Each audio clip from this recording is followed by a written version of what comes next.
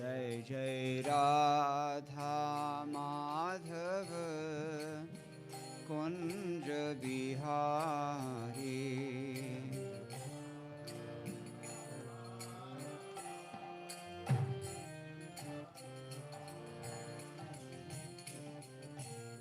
Gopi Jana Vallabha Girivaradhari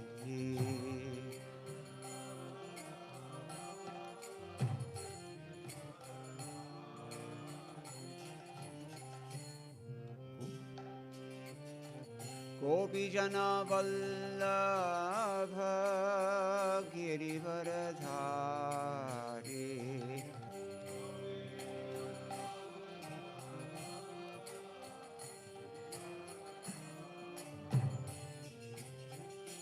Yashodanandana Raja Jana Ranjana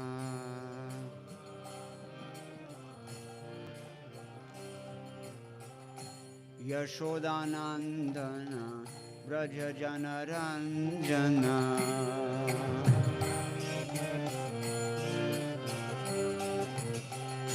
Yashodanandana Raja Jana Ranjana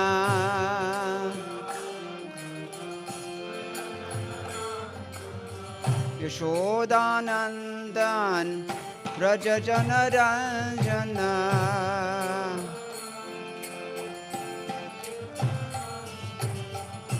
Yashodanandana Raja Jana Ranjana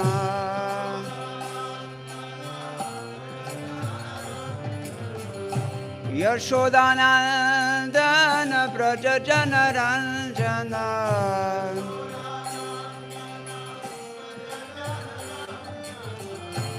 Yashodanandana Raja Jana Ranjana Jamuna Tira Vanachari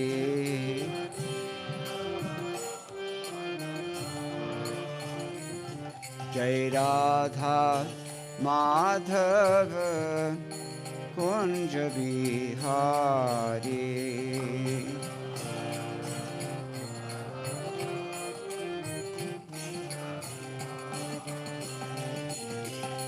Gopi Jana Vallabha Girivaradhari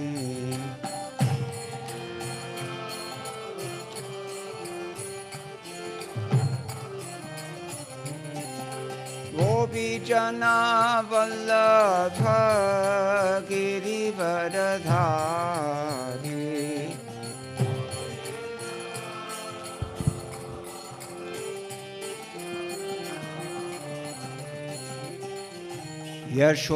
Yashodanandana Braja Jana Ranjana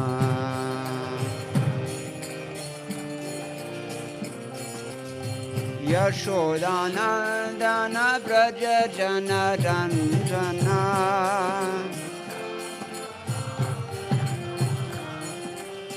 Yashodanandana Braja Jana Ranjana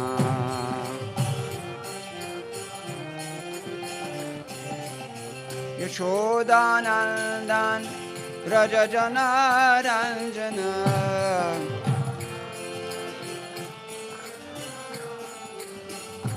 Yashodanandana Raja Jana Ranjana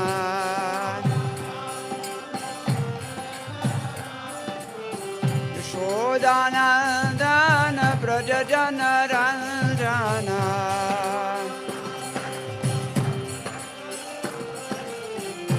Yashodanandana Braja Jana Ranjana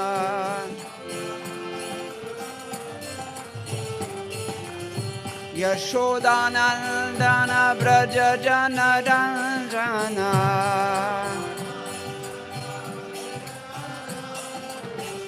Yashodanandana Braja Jana Ranjana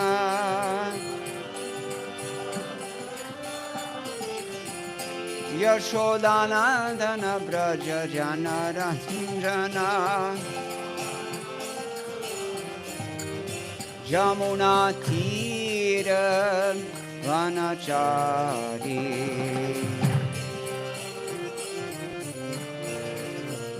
Jamuna Tira Vanachari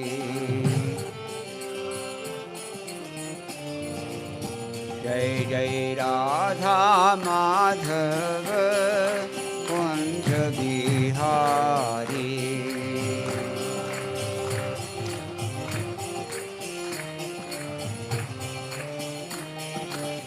Radha Madhava Kunja Bihari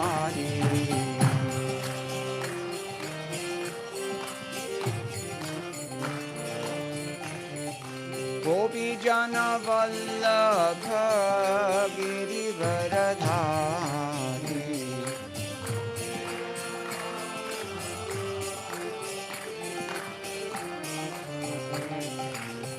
Yashodanandana Vraja Jana Ranjana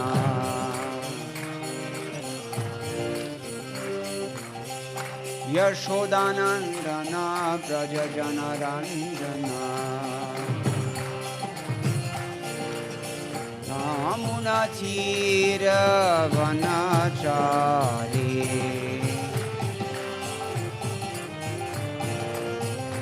Yamuna Tira Vanachari Yamuna Tira Vanachari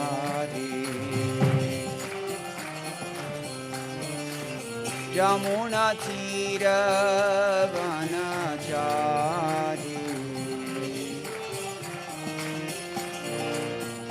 Jai Radha Madhava Kunja Bihari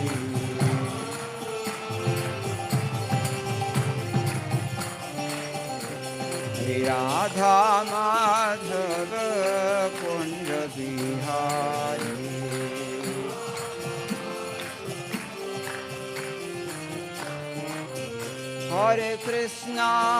Hare Krishna, Krishna Krishna, Hare Hare, Hare Rama, Rama Rama, Hare Hare.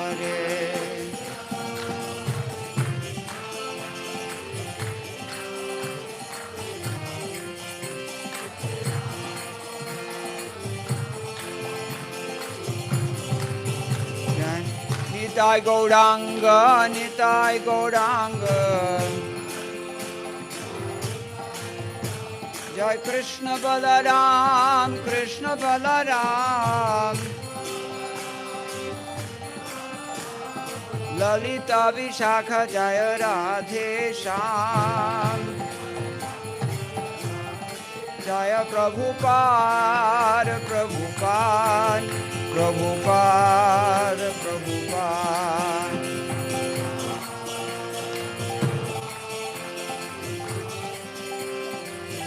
Jai Jai Gurudev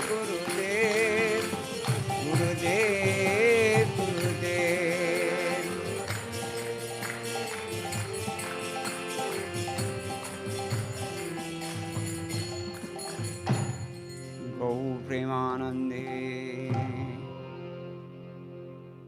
Jai Om Vishnupad Paramahamsa Paravajagacharya Ashto Tarashata Shri Srimad Srila Abhay Chananand Bhaktivedanta Swami Maharaj Srila Prabhupada Ki Jai Ananta Koti Vaishnava Vrinda Ki Jai Nama Acharya Srila Thakur Haridas Ki Jai Prem Se Kaho Sri Krishna Chaitanya Prabhu Nityananda Shri Advaita Gadadhara Shivasadi Gaur Bhakta Vrinda Ki Jai Shri Shri Radha Krishna Gopa Gopinath Shyam Kunda Radha Kunda Giri Govardhan Ki Jai Vrindavan Dham Ki Jai Navadip Mayapur Dham Ki Jai Ganga Devi Ki Jai Monamai Ki Jai Bhakti Devi Ki Jai Tulsi Rani Ki Jai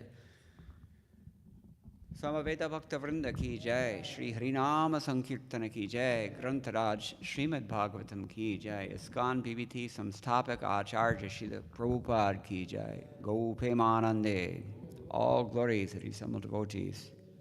All glories to the Samal devotees. All glories to the Samal devotees. All glories to Sri Sri Guru and Gauranga. All glories to Srila Prabhupada. Hare Krishna.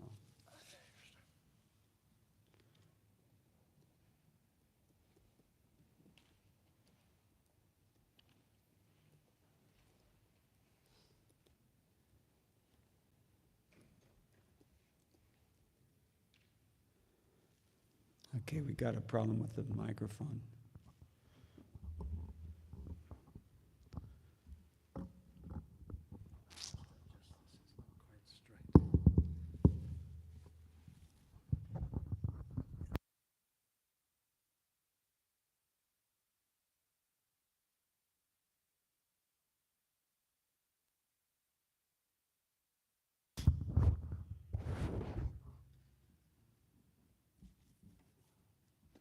We fall into Maya in the same way that this microphone falls from its position.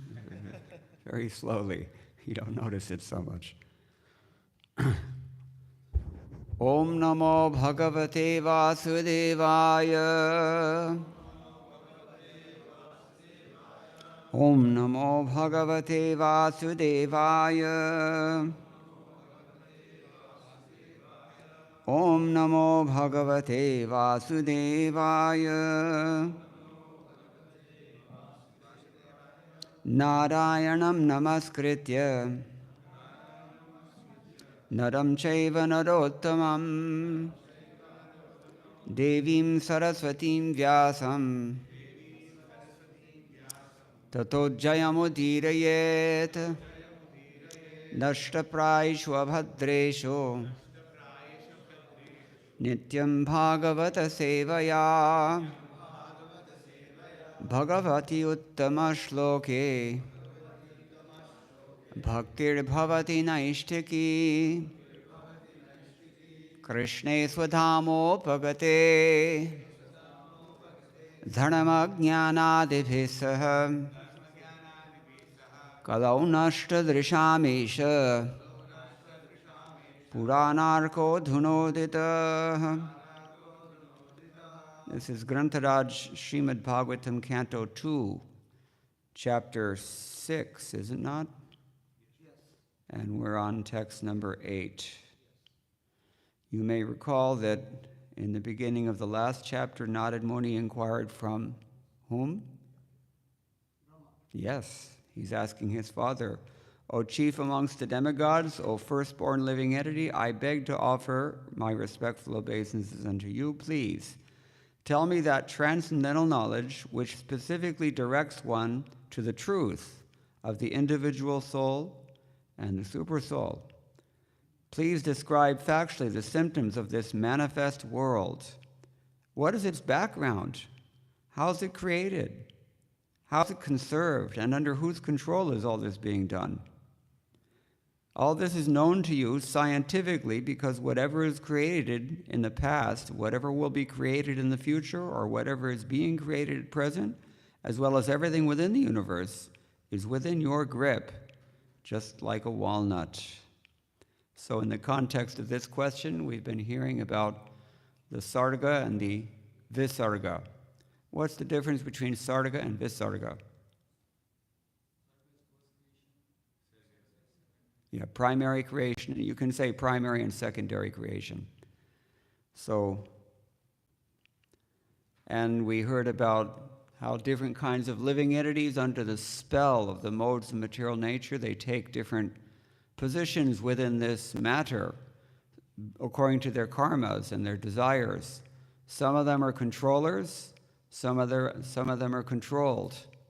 All of them have material bodies. These things are called adhyatmic, adhidaivik, and adhibhautik existence. Actually, the Vaishnava philosopher Vallabhacharya bases his entire system on these three concepts, much in the same way that Chaitanya Mahaprabhu speaks about sambandha, abhideya, and prayojana. But we don't need to dilate too much on that. Today, we're going to talk about sex, because that is the topic of the verse. We're on the 8th verse of this chapter. And hopefully this will elevate our consciousness of sex life and bring us to a higher platform of understanding. So kindly repeat. Apam viryasya sargasya parjanyasya prajapatehe pungsa shishna upasthasto prajatyananda nirvratehe apam viryasya sargasya parjanyasya prajapatehe pungsa shishna upasthasto prajatyananda nirvratehe apam viryasya sargasya parjanyasya prajapatehe pungsa shishna upasthasto prajatyananda nirvratehe.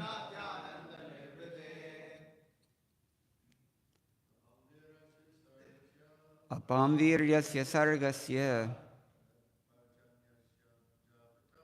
parjanyasya prajapatehe pungsa upasthasto prajatyananda nirvratehe.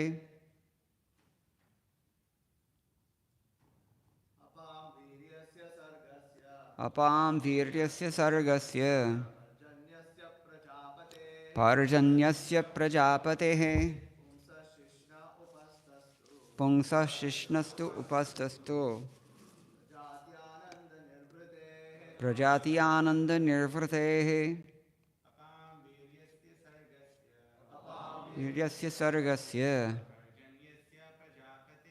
parjanyasya prajapatehe pungsa shishna upastastu prajatyananda nirvratehe. Ladies. Apam of water, viryasya of the semen, sargasya of the generative, parjanyasya of rains, prajapatehe of the creator, pungsaha of the Lord, shishnaha the genitals, upasthaha to the place where the genitals are situated, prajati due to begetting, ananda pleasure, nirvratehe cause. Translation: from the Lord's genitals originate water, semen, generatives, rains, and the procreators. His genitals are the cause of a pleasure that counteracts the distress of begetting. Please repeat. From the Lord's genitals originate water, semen, generatives, rains, and the procreators. His genitals are the cause of a pleasure that counteracts the distress of begetting. Purport by His Divine Grace A.C. Bhaktivedanta Swami Srila Prabhupada. The genitals and the pleasure of begetting counteracts the distresses of family encumbrances. One would cease to generate altogether if there were not, by the grace of the Lord, a coating, a pleasure-giving substance on the surface of the generative organs. This substance gives a pleasure so intense that it counteracts fully the distress of family encumbrances. A person is so captivated by this pleasure-giving substance that he is not satisfied by begetting a single child, but increases the number of children with great risk in regard to maintaining them, simply for this pleasure-giving substance. This pleasure-giving substance is not false, however, because it originates from the transcendental body of the Lord. In other words, the pleasure-giving substance is a reality, but it has taken on an aspect of pervertedness on account of material contamination. In the material world, sex life is the cause of many distresses on account of material contact. Therefore, the sex life in the material world should not be encouraged beyond the necessity. There is a necessity for generating progeny, even in the material world, but such generation of children must be carried out with full responsibility for spiritual values. The spiritual values of life can be realized in the human form of material existence. And the human being must adopt family planning with reference to the context of spiritual values and not otherwise. The degraded form of family restriction by use of contraceptives, etc., is the grossest type of material contamination. Materialists who use these devices want to fully utilize the pleasure potency of the coating on the genitals by artificial means without knowing the spiritual importance.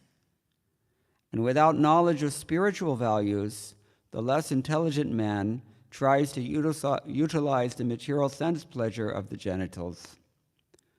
Om Jnana Timirantasya Jnanan Jinashalakaya Chakshur Militam Yena Tasmai Shri Guruve Namah.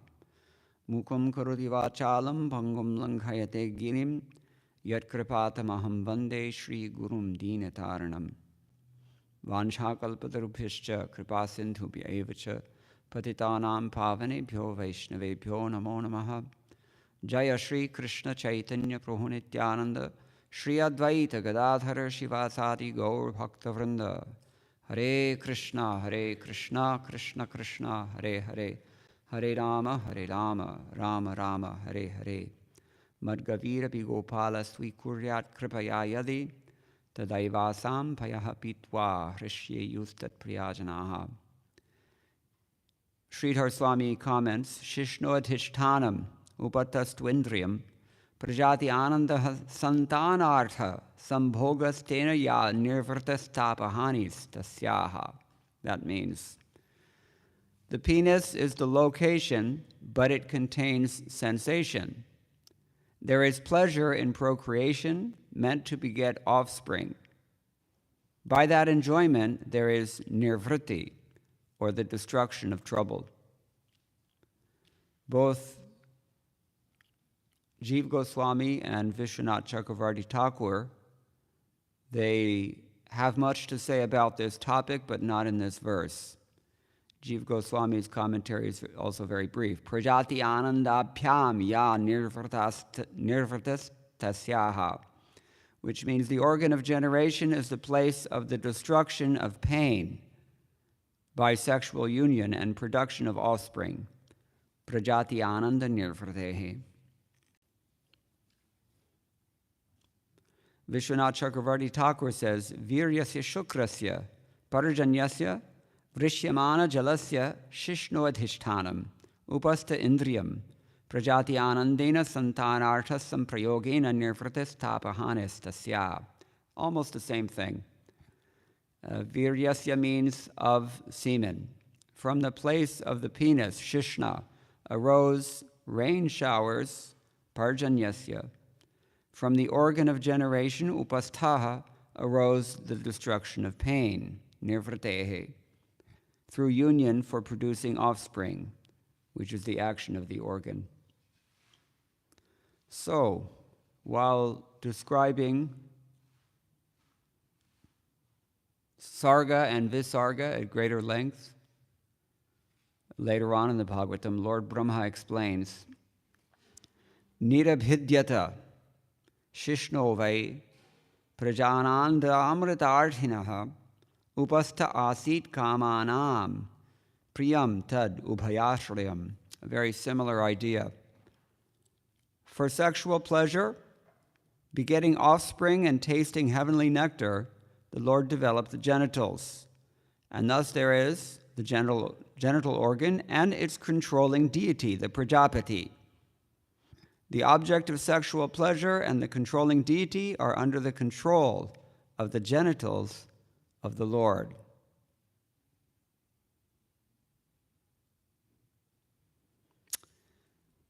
There in his purport, Srila Prabhupada explains, because it's very closely related to this verse, the heavenly pleasure for the conditioned soul is sexual pleasure, and this pleasure is tasted by the genitals. The woman is the object of sexual pleasure, and both the sense perception of sexual pleasure and the woman are controlled by the Prajapati, who is under the control of the Lord's genitals. The impersonalist must know from this verse that the Lord is not impersonal, for he has his genitals, on which all the pleasurable objects of sex depend. No one would have taken the trouble to maintain children if there were no taste of heavenly nectar by means of sexual intercourse. This material world is created to give the conditioned souls a chance for rejuvenation, for going back home, back to Godhead, and therefore generation of the living being is necessary for upkeep of the purpose of creation. Sexual pleasure is an impetus for such action, and as such, one can even serve the Lord in the act of such sexual pleasure. The service is counted when the children are born of such sexual pleasure are properly trained in God consciousness. The whole idea of material creation is to revive the dormant God consciousness of the living entity. In forms of life other than the human form, sexual pleasure is prominent without any motive of service for the mission of the Lord. But in the human form of life, the conditioned soul can render service to the Lord by creating progeny suitable for the attainment of salvation. One can beget hundreds of children and enjoy the celestial pleasure of sexual intercourse, provided he is able to train the children in God consciousness. Otherwise, begetting children is on the level of the swine. Rather, the swine is more expert than the human being, because the swine can beget a dozen piglets at a time. We see them in Vrindavan. Whereas the human being can give birth to only one at a time, generally. Sometimes twins happen, triplets even, rarely otherwise. So one should always remember that the genitals, sexual pleasure, the woman, and the offspring are all related to the service of the Lord. And one who forgets this relationship in the service of the Supreme Lord becomes subjected to the threefold miseries of material existence by the laws of nature. Perception of sexual pleasure is there, even in the body of the dog, but there's no sense of God consciousness. The human form of life is distinct from that of the dog by the perception of God consciousness. So Bhagavatam doesn't shy away from talking about awkward subjects like this, even in great detail. Because if you're honest, you will admit you're thinking about these things sometimes. And you have conceptions about these things, which generally in this world rotate around the idea of I and mine. As we say every day, what is that? Shrutepi nama mahatmeya priti rahito naraha aham mamadi paramo. Namni sopya paradhakrita. This is why we remain offenders to the holy name, because our consciousness is impure. We think that sex life is all about me and my pleasure. And this body is also meant for that purpose, and the Bhagavatam even tells us so. Yes, you've been given this body, questions at the end. You've been given this body by the grace of God for fulfilling your material desires, working out your problems. Is there some problem? You're raising your hand. Oh, he's filming. Okay, sorry. So, we have been blessed with this material body because of our sex desire, and we've been given the facility to employ that or not, depending on how badly we're infected by it. But the real point is this: there is a God. There was one Jewish rabbi. Somebody asked him, "Where can I find God?" And the rabbi immediately replied, "In your genital." Think about it. I don't know what he meant exactly, because I don't think he was thinking about Bhagavatam. But actually, what he said is not incorrect. According to this verse, what he said is not incorrect. That's the whole point here. So Jiva Goswami is explaining a little bit more about what is the pious conception of sex life. He says, this is on, Canto 2, Chapter 1026, same verse. Offspring, pleasure, and the happiness of begetting children, these are the sense objects. Ananda means women, the cause of pleasure. Thus, women are the sense objects, since they are to be enjoyed directly and are cause and are, this is a bad translation, and cause enjoyment by giving bliss and producing children. Svarga is produced from children. Who wants to explain that? Svarga, loka, is produced from children. How's that? That's what it says. It's not a mistake. Way in the back. Okay, you're all guessing. When one has a son, the son is called putra. Yes. And he delivers you from hell, which means you go up. At least you stay here. So maybe his interpretation is also correct. You stay here and enjoy material sense gratification, but ideally, if you're very conscientious because of having your consciousness purified by narrations like this one with regard to sex life, then you will be mindful of your duty and you will produce children properly by Garbhadhan Samskara. This is a very, very, very common topic throughout Srila Prabhupada's books because it's a very important one. Our natures are produced by the consciousness of our parents at the time of conception. And those who are married or thinking of getting married have to consider this very carefully.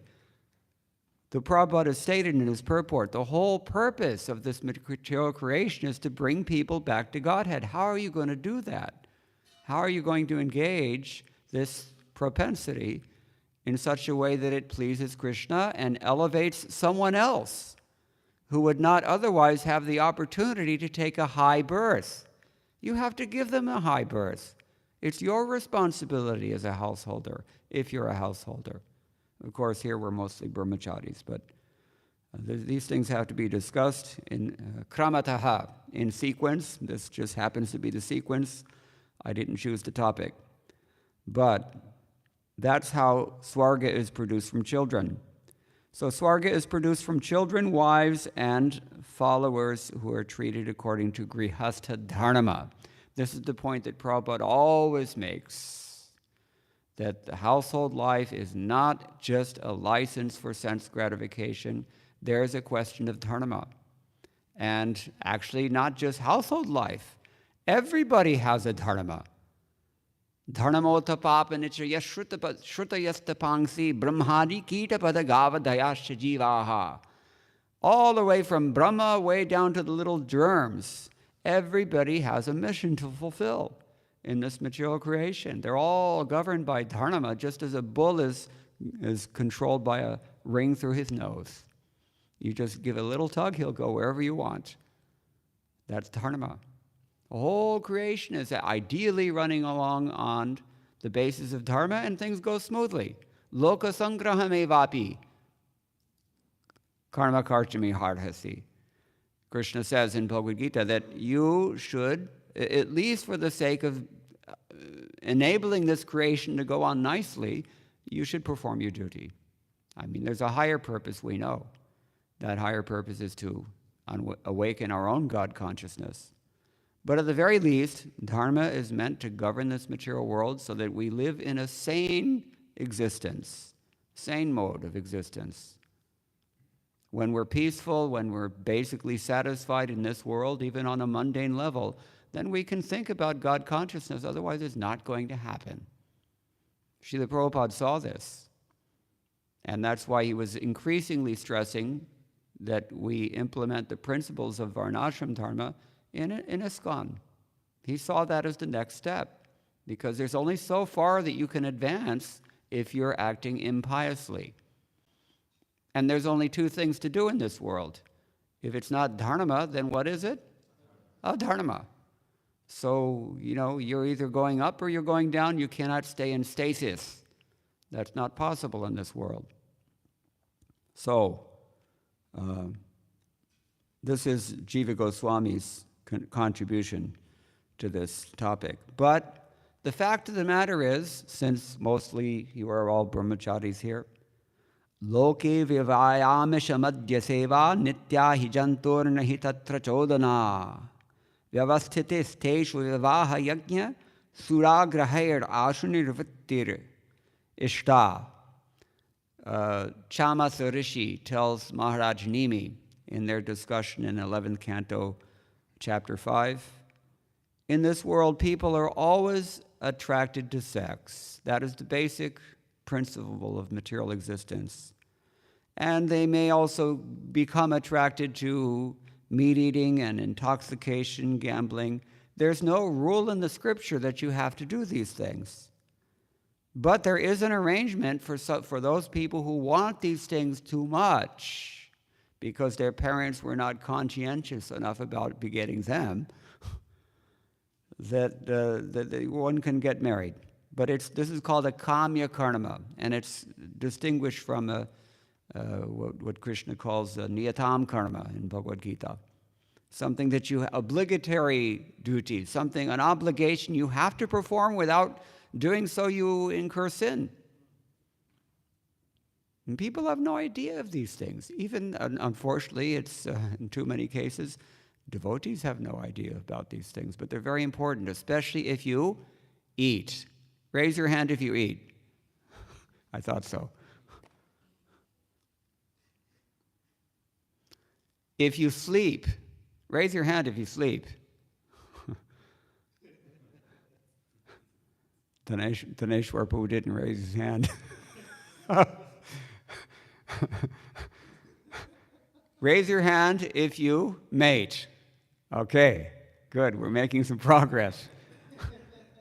Or defend. You don't have to raise your hand. I think the principle is clear. Our eating, our sleeping, our mating, our defending, these things, to whatever degree we perform them, they have to be purified. And the only way to purify them is to bring them in line with Dharma. And the only way to bring them in line with Dharma is to bring them in line with the Shastric injunctions, which are called chodana, commands. You have no choice. You have to do it. Sometimes it's said about Hinduism. Hinduism allows you to believe anything you want. You can have, it gives you infinite choices about what to believe, and it gives you no choice about what to do. Because everyone is controlled by Dharma, just as that bull is controlled by the ring through the nose. And if you try to neglect your Dharma through negligence or through madness or through demoniac propensities or whatever, then you have to pay for that. This was Arjuna's fear in the beginning. Well, what if I kill these people? It's a sinful thing. Then what will happen? And Krishna said, Are, you're not, by neglecting my instruction, you're going to commit sinful activity by neglecting to perform your duty, which is my order. So we're really, we don't really have so much independence. We have limited independence. But those who are intelligent and a little bit civilized, they can utilize their minute independence wisely. and elevate themselves. And that's the purpose of human life.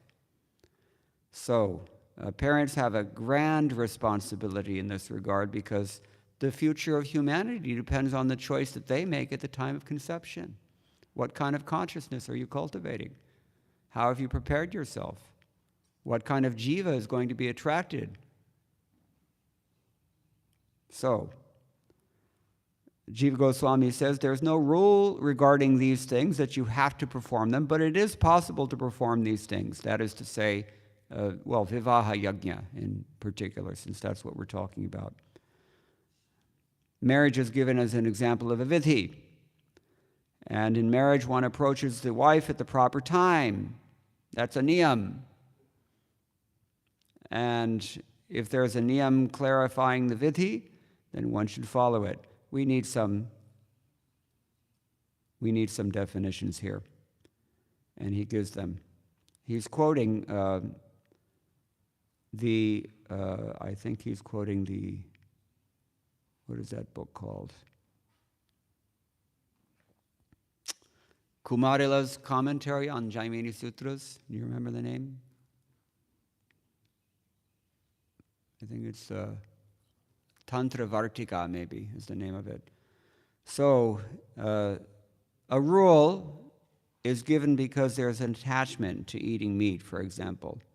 But the ultimate goal is to give up meat eating entirely. Here he says, Vidhir atyantam apraptau niyamaha pakshike sati tatra chanyatra sampraptau parasankhya vidhyate. This is the definition. A vidhi is a rule that cannot be established except by the scriptural statement itself, a purva vidhi. In other words, there's an explicit shastric injunction. That's what vidhi means. A vidhi that favors one alternative over another is called a niyam, because sometimes you have no choice. You have to do this and only this. Sometimes you have a choice. You can do this or you can do that. So vidhis govern the things that you have to do, and niyamas govern those things that you have an option. Just like in college, there are core credits, you have to take those courses. And then there are elective courses. You may or may not take them, although you do need to take some elective, you see? So this is vidhi and niyama. And a vidhi that favors, so a vidhi is called parisankhya when it specifies one among different alternatives. So this is technical, I know, but it's relevant to this point. And he gives an example. One should perform Sandhya Vandana every day. That's a vidhi. You don't really have a choice. If you don't chant your Gayatri mantra, you get sinful reactions. Actually, Manu Smriti is very strict about this. What does he say? He says, if you neglect 3 Gayatris in a row, you lose your caste. Pretty strong. So Chanakya Pandit says, therefore you should not neglect to chant your Gayatri mantra because it's like the root of everything else, dharmic. You water the root, everything will be fine. Gayatri mantra is powerful like that. It's what allows us to chant the holy name without offense in most cases. So, niyama is one should take the rope for sacrificing an animal. Are you hearing me? Niyama means take a rope and sacrifice the animal. What kind of animal? We're not told. So you may sacrifice a horse, you may sacrifice some other animal. We don't know. There's an option there. Therefore, it's a niyama. All right. Now he goes on to quote another verse from the same source. Aprapti vidhirevayam ato mantrascha nishchataha parisankhya phalenokta navishesha punah shrutehe. When an injunction is determined in meaning to be non-obligatory, it's called parisankhya. It should not have a special condition, since that would make it meaningless. All right, enough said about that. So, somebody may doubt, okay, if there's a parisankhya or some option, an injunction that is an option, that you may engage in sex life or not as a grahastha, then why should these acts be given up and criticized? And this verse answers the question, 11.5.1 in Bhagavatam. The idea is that the goal is to give up sense gratification. So permission is given because there's an attachment that pre-exists. This is something people often overlook. We are by default criminals in this world. We are already guilty. We already have this stain on our psychology in the form of adirasa, sex desire. What are you going to do about it now? You can go the hardcore route if you have the strength and determination and remain brahmachari. Or for the women, they can become very, very chaste. That is the equivalent. They get power from that, just as brahmacharis get power from retention of shukla or semen. They get very powerful. So we have this option to be married or not, and so this is called a parisankhya. But the point is that ultimately we have to give it up, because what happens when you're married? After being married for a long time, then what happens? Jayadvaita Swami told a joke about this. When householders get too old, but they remain attached, then Krishna has a special dispensation for them. It's called divorce. We see this more in the Western world. Sometimes even after 20, 30 years, a woman will just, done, I'm out of here. It's seen. But anyway, the point is that the time factor is working on us, and all of us will have to give up whatever concession we have embraced under Shastric injunctions. Even if we get married, you're going to have to give it up, and that's why some people just exercise their option to blow it off altogether. Dismissed. Brahmachari ki jai. So that's actually the recommended thing also. Because you're going to get back to that point anyways, at least at the time of mrityu sarvaharaschaham, all your house, your family, the kids, the dog, everything taken away at the time of death. All right. So Vishwanath Chakravarti Thakur likewise comments on the same verse from chapter 10, text 26 of the second canto.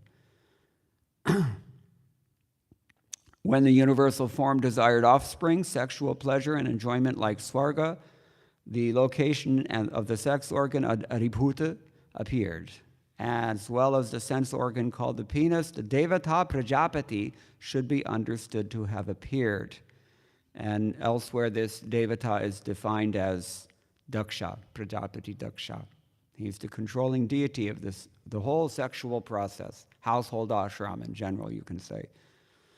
Because actually, if you noticed in our books, there's no real detailed definition or no real hard and fast, clear definition of sex life. Have you noticed that?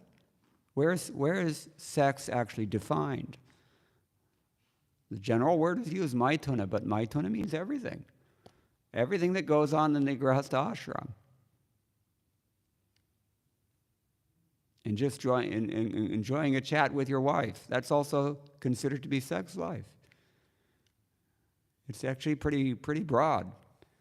So, and the controlling deity of all these things is Prajapati.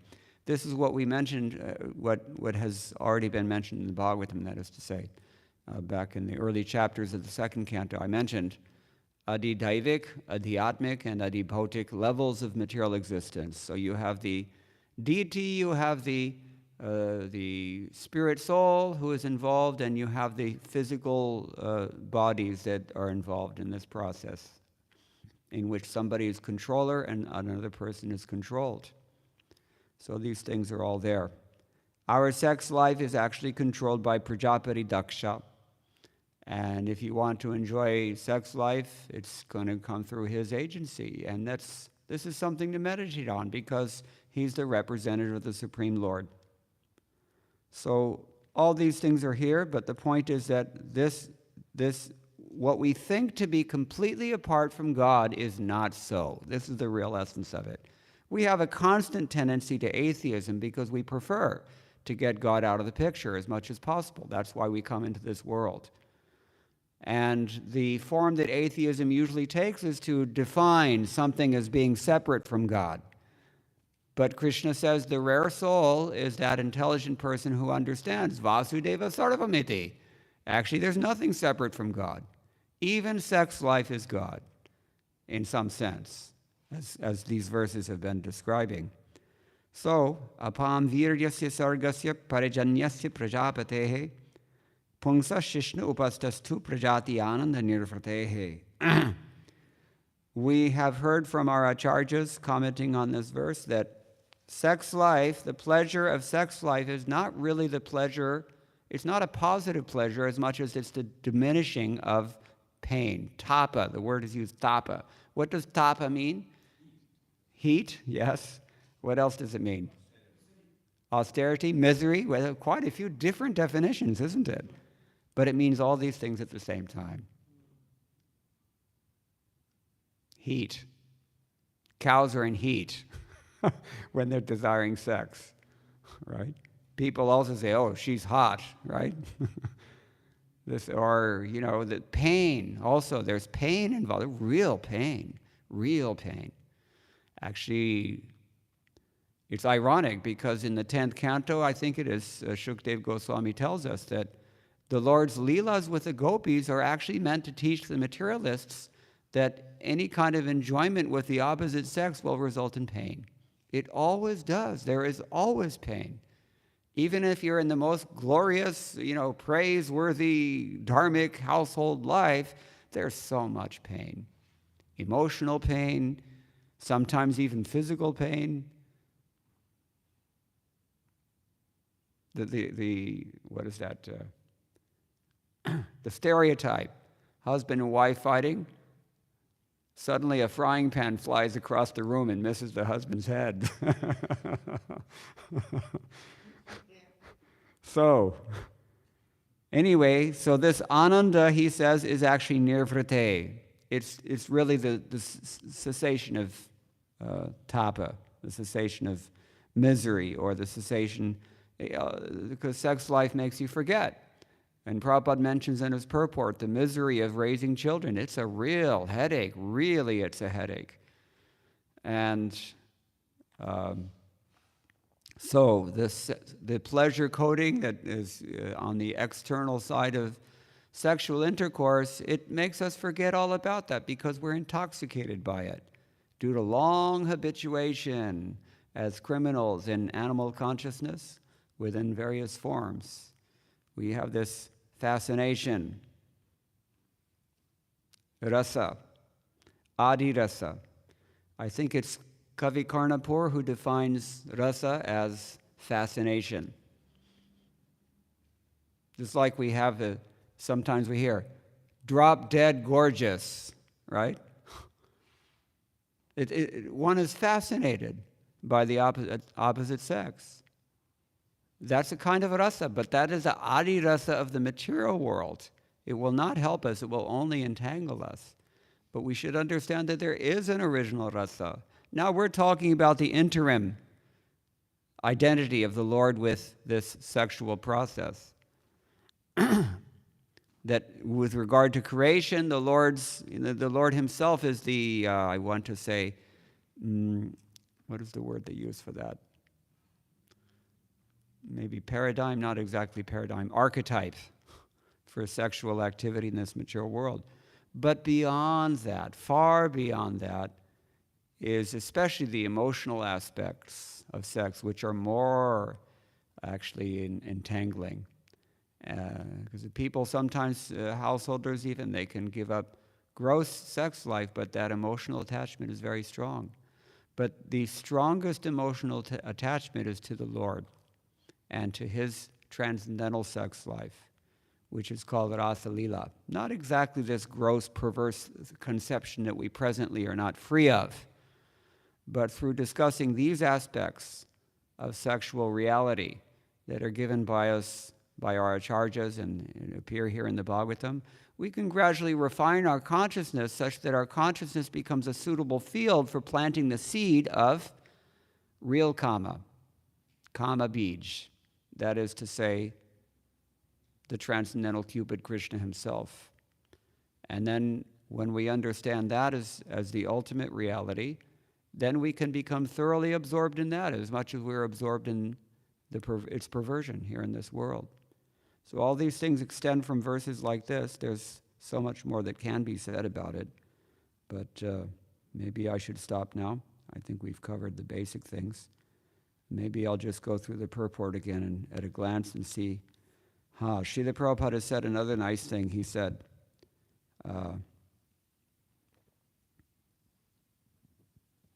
first of all, this pleasure-giving characteristic of sex life in the material world, it's reality. We don't deny it. It's real. Otherwise, how can we be so attracted? But it's perverted, and this we must research. We have to understand what is perverse about this. Our consciousness, our hearts are so perverse in regards to this thing because we have not heard from Srimad Bhagavatam about the divinity of sex. It's a sacred thing, very elevated, high thing. What to speak of its purely spiritual origin in the spiritual world. This is mundane sex is just a perverse reflection, just like the reflection of trees on the water. The real trees are not shaking. The real trees are very clear, but the reflection is perverted. It's, it's wobbly and that you can't see clearly, isn't it? So, in the material world, this sex life is like that. It's perverted. This awareness we have to cultivate. And Srila Prabhupada goes on to say, therefore, the sex life in the material world should not be encouraged beyond the necessity. If there's a necessity, then there's an injunction meant for those who have that necessity or feel that need. Those who don't feel the need, great, it's better. But for those who feel the need. And of course, women, they always, they have to be married, not necessarily for the sake of progeny or sex enjoyment, but for protection and for guidance. This is the purpose of why the chastity is as valued in women as brahmacharya is in men. But in general, children are always encouraged, and this is why all the commentators here, they're saying, I think it was Vishwanath Chakravarti Thakur in particular, he says, santanartham, sex life that is specifically for the purpose of children. This is real sex life. There's no other program for sex life. All right, some other highlights of Prabhupada's purport. The degraded form of family restriction by use of contraceptives, etc., is the grossest type of material contamination. Very sinful. Very, very sinful. Sometimes people, I saw in Hyderabad, believe it or not, that busy section near Abid's temple, a billboard. The billboard said, it was a billboard targeting busy working women, professional women. Said, no time, you can have a lunch break abortion. Hare Krishna. This is, yes, I saw it in Hyderabad. Believe it or not. And one time in front of the Padmanabha Swami temple in Tiruvananthapuram, Kerala, I saw somebody openly selling pornography in front of the temple. This is how bad it's become now. And that just down the street there was a KFC also. So therefore Prabhupada said, we should open reading rooms so that people can come and chill and read Prabhupada's books. And we should open restaurants to purify their bloodthirsty tastes. So we're working against some pretty heavy stuff, and it seems to be getting worse by the day. But we also see some signs of light as a result of Sri Krishna Sankirtana that has been very vigorously performed all over the world for the last nearly half a century. And so we should dive into that great ocean of Anandam Buddhivartanam. There's no pain in that ocean, at least for those who have Shastra Chakshu, who see through the eyes of knowledge. Okay, so then this is where we can stop, I think. Don't be a dog. I saw this in the airport. There was a billboard that said, "Think like a dog." It actually said that. I don't know what they were selling or exactly what they were getting at, but we don't want to think like dogs. Our present conception of sex life is that of a dog. We have to realize this. And that has to be purified so that we can develop a human conception of sex, first of all. That's the initial stage, and then a divine conception. This is beyond the scope of this class, but I'll stop here. Anybody have any questions or any comments? Yes, Brigupati Prabhu or Bhaktivikas Swami. You mentioned that there is physical pain in family life. I mean, the obvious example of that is childbirth. Yes. Women have to suffer. Yes. Nowadays they're anesthetized, but that is there. Sometimes they even die. Yeah, it It's used not to be uncommon. quite common. Yeah. You were saying that Mithun, or Maithun, it covers all aspects of family life, not just the direct sexual act. According to Prahlad Maharaj, it doesn't seem to be so, because he says, Yan Maithun Adi Grihamedi Sukh. It seems to be that it's specifically, well, of course, it's all under the same. In that context, Yeah. I think so, yeah. But otherwise, it is used pretty broadly as well. It's a little bit like the English word "kama." We say lust in English. Generally, we translate. I mean, it means specifically sexual, physical lust. Hunger for sexual intercourse. But it has a broader meaning as well, just desire in general. So Maithun is a little bit like that as well. And the significant thing I think we should think about is that Srila Prabhupada doesn't make a great distinction between the two. And the Bhagavatam also doesn't seem to make a very great distinction between these two. It's all the same thing. And that's how we can say that, it's the basic principle of material existence. Sorry? Yeah, samsara, the whole shebang. That's what samsara means, the whole thing. Yes. Please. Thank you. So in the purport, Prabhupada says, and you touched upon this very briefly, the pleasure-giving substance is a reality, but it is taken on an aspect of pervertedness on account of material contamination. So I would like, if possible, if you could say something more about the nature of the pleasure-giving substance when it's not perverted by the material contamination. You did touch upon that. You mentioned about the Rasa Lila.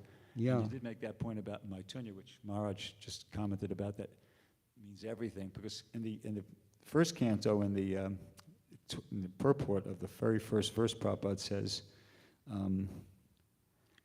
man without information of the actual spiritual form of sex has accepted the perverted material sex of life as all in all. So it seems like there's a necessity to appreciate, the spiritual form of sex. Otherwise, we're left with just the material thing, and That's the whole point. That's the whole point of the verse, I think. There are two things that are mentioned explicitly in this verse. First half of the verse is talking about this pleasure coating on the genital. That's obviously dealing with gross sexual activity. But the second half is dealing with the byproduct, and if we're pious, the very purpose of that enjoyment, which is to produce children. And that brings us towards the higher aim of at least Swarga, and ideally even more than that. Through Dharma, we become Krishna conscious as well. So yeah, when Prabhupada says material contamination, the whole thing is perverted by material contamination. The material contamination is already there in our minds. That's what perverts it. We pervert it. The act itself is sacred, but we pervert it because we're coming at it with an animal attitude. That's what has to be fixed. And meditations like today's verse and the purports and commentaries that I've cited they should help us to actually elevate our conception beyond this just gross sensual enjoyment, because otherwise we're dogs. Ahara nidra bhaya maithunam cha ityadi. What is that? Dharmasya hina pashubhi samana. His Upadesh tells us that the human being without any, approaching life with an attitude and viewpoint of dharma, that person is just an animal, no difference. This is the whole thing. Is that okay?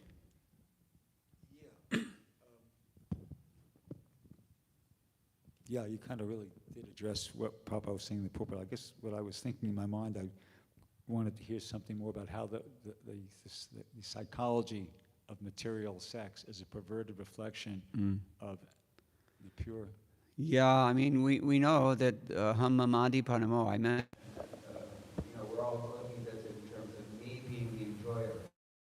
But the spirituality becomes revealed to us when we recognize that Krishna is the enjoyer and we are the enjoyed. That is the whole point we heard the other day with regards to the chanting of the holy name, and specifically chanting offenselessly. The whole point is to become free from this ball and chain that is false ego. And then we can see that, this sex life, whether in the material world or in the spiritual world, the enjoyer is actually Krishna.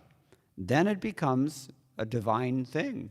Then it becomes very blissful, and there's no pain, there's no perversion, there's no contamination. And that we can write volumes about, but not here. Because who's going to hear them? We have to purify the consciousness first. I specifically did not want to dilate too much on that, because that's not really the domain of these verses. Is that okay? Yeah. Anything else? Daneshwar Prabhu.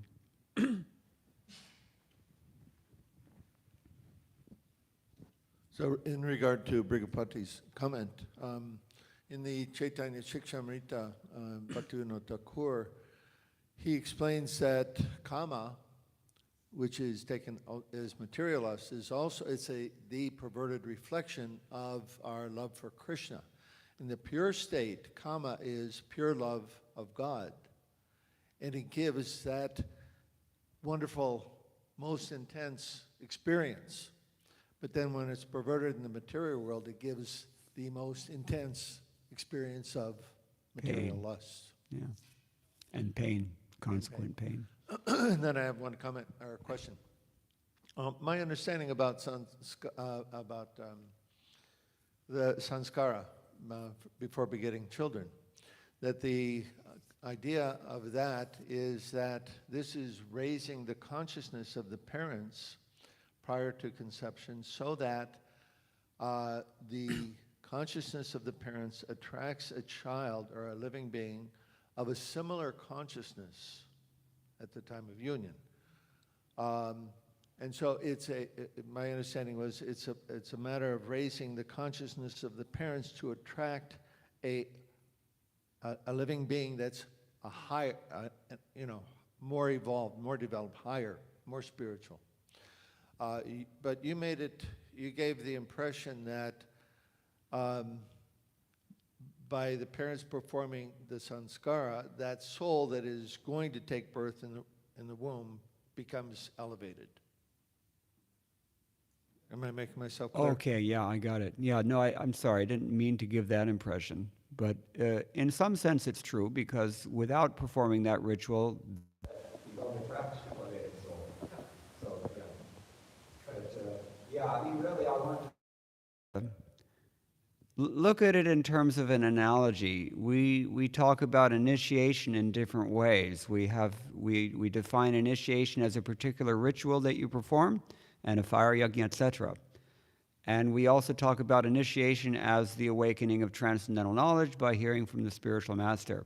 That's also a sanskara. Yes, another samskar. So they have this nature. The ritual and the essence are kind of one and the same in a way that's hard to understand. But really, the way for the parents to prepare their consciousness for an elevated soul to take birth from them is to chant Hare Krishna every day, to come to Mangalarti, to hear the Srimad Bhagavatam regularly, and all the things that Prabhupada taught us.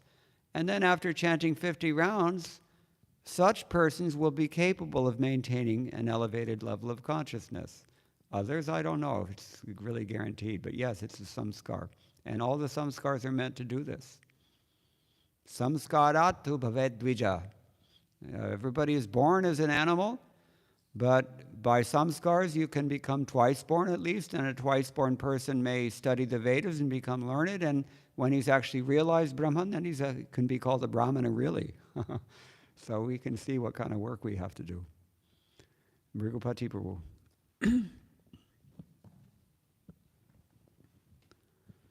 At one point in your class, you were talking about brahmacharya and how one becomes powerful as a result of, executing brahmacharya, retaining the semen.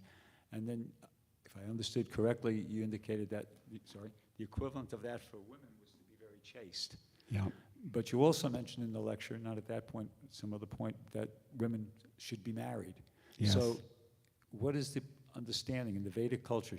Is it okay for a woman to desire to be like a nun, basically? Or when you say that women should be chaste, did it mean that they should be desiring to be married and be only very faithful to their husband? This is why Jiva Goswami, I think, one of many reasons, at least possible reasons why Jiva Goswami went into that whole discussion about the distinction between a niyam and a vidhi and a pratisankhya. Because vidhi is something that you have to do. You don't have a choice about it, otherwise you will incur sin. A niyam is something you may choose to do if you want, but you also don't have to do that. And then he talked in the end about how even if you are exercising your option to marry, that still doesn't mean that is the ideal thing or that it's encouraged that much. And Prabhupada makes this point in his purport on chapter 10, text 26 of the same canto, second canto, that we have inclination for all these things, eating, sleeping, mating, and defending, but it's understood that we're dealing with residual samskars that have been created by our last animal existence. And we are expected as human beings to purify that psychological film that covers our intelligence and our minds and our emotions in so many ways. Prabhupada writes in the same first canto purport that you mentioned already regarding Adidasa, it just colors our entire psychology. This residue of past animal samskars, those are another kind of samskar, but not human samskars. So the point is that there's an ideal that we should strive for, and then there's a reality that we have to deal with under Shastric injunctions. And there's a distinction between those two. Is that clear? It's clear, but still, if you could, practically speaking, say a girl comes and she joins, and she's just young, normal girl, good, reasonable karma, good looking. So, but she hears the classes, she hears the philosophy, she perceives the social situation. She's intelligent as well. She can understand what's going on. And she's not married or doesn't want to get married. She's not married, and she's young, and how should she be thinking? Should she be thinking, well, based upon everything I've heard and everything what I'm seeing here, how things work around this place, maybe I should just be cultivating the desire to be single for the rest of my life. Should she do that? Or should she be thinking, okay, well, I've heard the philosophy, but I should be desiring to get married, and I'll be very faithful to my husband. How should she be thinking? Okay, good point. There's a few things to say about this. First of all, a young, normal, person, we're not normal. None of us is normal. Nothing is normal in today's society. Everything abnormal. That's the first thing we should recognize. Secondly, as I said, there's an ideal, and the ideal is that women should be protected, and they should be chaste, and they can advance most quickly that way. If there's an exception, that's an exception, but an exception is never the rule. So exceptions are accommodated. Prabhupada also did so. He called them brahmacharinis, But that's not really what's encouraged in Shastra, which is why I mentioned that 11.5.1. You know, the certain things are understood to be there, they have to be dealt with, but they're not encouraged. So the ideal is that a man should remain single.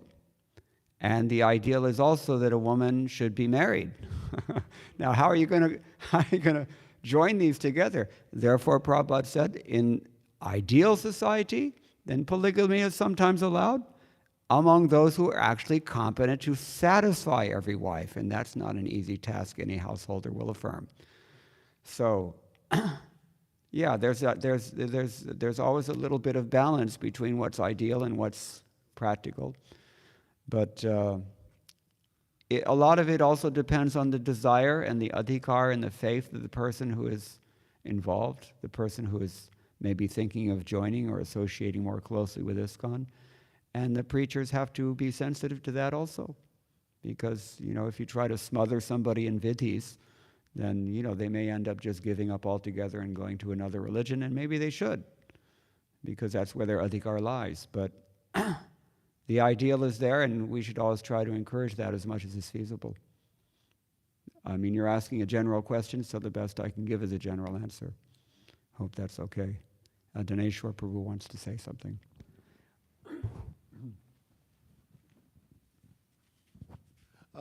Maharaj Yudhisthira asked Vyasadeva 3 questions. What is the best age? What is the best sex? And what was the third one? I'm sorry? Varna. Yeah, best Varna. Yeah. And so the answer, the best age, Kali Yuga, because spiritual progress is very easy. The best sex is female. Last night we were discussing this, and several of us, myself included, I said male. But the correct answer Vyasadeva gave is female. Why? Because simply by being chaste to her husband, she makes spiritual advancement. She doesn't have to learn Shastra or practice anything. Simply by her chastity to her husband, she makes great spiritual advancement. I mean, that is her austerity. Yeah. That is. And then the, what was the third one? Best Varna? Shudra. Again, because simply by following, serving your master faithfully, one makes spiritual progress. Exploitive politicians will not let you broadcast this information very because they have agendas to fulfill. Information squarely opposes those agendas. So you'll not get encouragement to propagate these ideals in modern society. But the fact of the matter is, we heard this from Maharaj the other day, from the Vishnu Purana, same section, that Kali Yuga, we know, that's very clear throughout the Shastras, especially Srimad Bhagavatam, the glory of the Kali Yuga is there. The glory of the women and the Shudras is maybe less emphatic, but definitely it's there. Krishna says in the 9th canto that with regard to Ambarish Maharaj, I believe, my devotees conquer me in exactly the same way that a chaste wife brings her husband under control. If a wife is pleasing the husband is obligated. He cannot but fulfill her desires because it's human nature.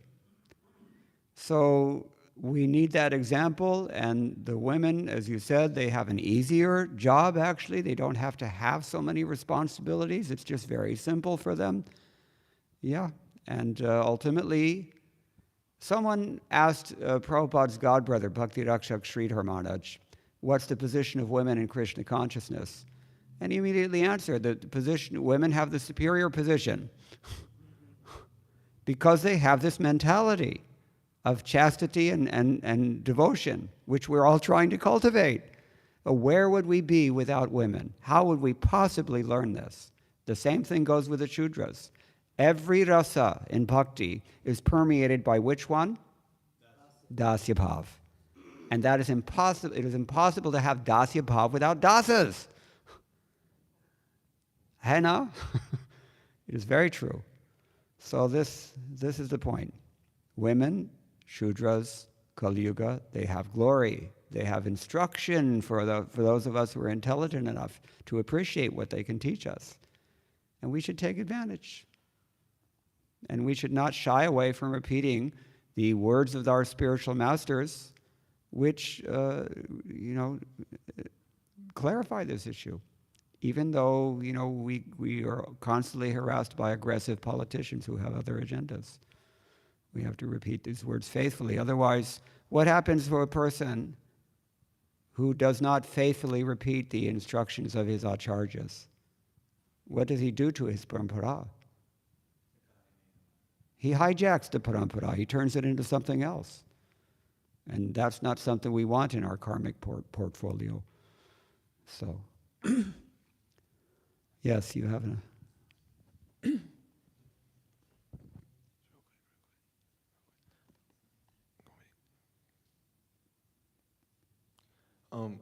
in Bhagavatam, I read that Everybody's looking in this corner. Is there some problem here?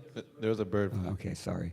In Bhagavatam, I read that, I guess in an ideal society, if the parents were to have children and split up, because from children comes Swarga. If the child were to become, say for instance, Krishna conscious, or maybe from a karmic point of view at least, very pious, then if the parents were split up, then the father would only get the benefit, and the mother wouldn't actually get the benefit if split up. How so? I read this, I don't think maybe 8th or 9th canto. Is it? Yeah, it's in the purport. It refers to saying how basically if the parents were to split up, then I guess maybe the mother was impious. The father would actually get the benefit. Okay. I would have to find the reference. Yeah, I'd like to see that. Okay. Otherwise, I don't really feel qualified to comment on it. All right, I think it's time to end. Thank you all very much. All glories to Srila Prabhupada. Hare Krishna.